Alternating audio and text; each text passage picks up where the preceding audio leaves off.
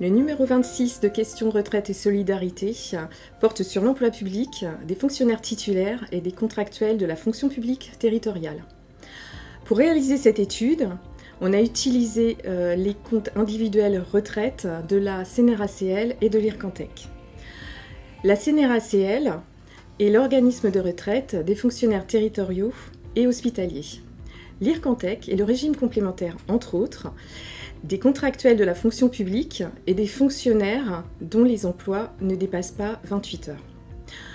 Dans cette étude, on a assimilé les fonctionnaires ayant un emploi de moins de 28 heures et les contractuels parce que ces fonctionnaires peuvent avoir pour complément des emplois publics ou privés. La CNRACL et l'IRCANTEC sont des régimes gérés par la Caisse des dépôts et consignations. Quelle est la part des contractuels et des fonctionnaires ? Sur 100 personnes employées au cours de l'année dans la fonction publique territoriale, 45 sont des contractuels. En termes d'équivalent temps plein, ces personnes représentent 27% et 23,5% de la masse salariale totale, y compris les primes. En effet, les contractuels ont une durée de contrat, une quantité de temps de travail et une rémunération plus faible que celle des fonctionnaires. En 2016, la rémunération moyenne annualisée en équivalent temps plein est de 20 900 € pour les contractuels et de 28 600 € pour les fonctionnaires.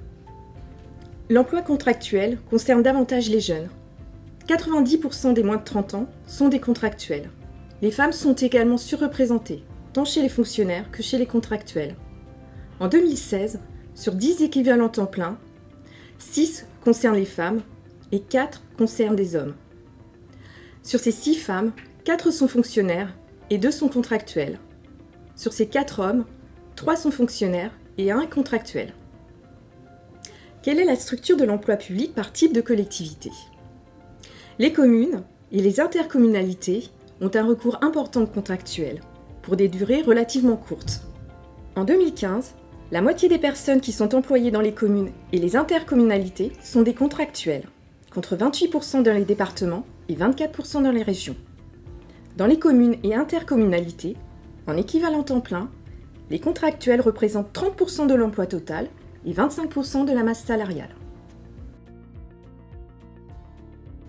Quels sont les emplois par type de collectivité ? Ils sont liés aux missions de ces collectivités. Par exemple, 30% des contractuels des communes et 25% des contractuels des intercommunalités sont des agents de service, des cantines et des accueils périscolaires. 15% sont des animateurs socio-culturels et de loisirs. Ce sont très souvent des contrats de travail à durée courte et à quantité de temps de travail réduite. Quelle est la structure de l'emploi public par type de commune ? Plus la commune est petite, plus le recours aux contractuels est important.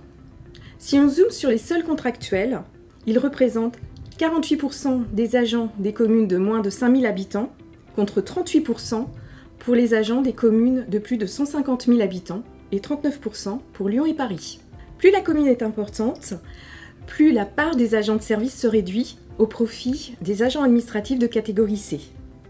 Quant aux fonctionnaires sur des emplois de moins de 28 heures, ils sont surtout employés par des petites communes. Ils représentent 8% des agents des communes de moins de 5000 habitants.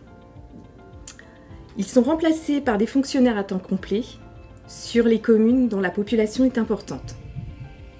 De façon schématique, en 2015, sur 10 emplois en équivalent temps plein, sur les communes de moins de 5000 habitants, on compte 6 femmes et 4 hommes. Ces 6 femmes se répartissent en 1,5 contractuels, 0,5 fonctionnaires sur des emplois de moins de 28 heures et 4 fonctionnaires. Sur les 4 hommes, on compte 1 contractuel et 3 fonctionnaires. Pour les communes de plus de 150 000 habitants, on compte 6,5 femmes. Ces 6,5 femmes se répartissent en 1,5 contractuels et 5 fonctionnaires. Les 3,5 hommes restants se répartissent en 0,5 contractuels et 3 fonctionnaires. Pour découvrir l'étude complète, rendez-vous sur le site internet.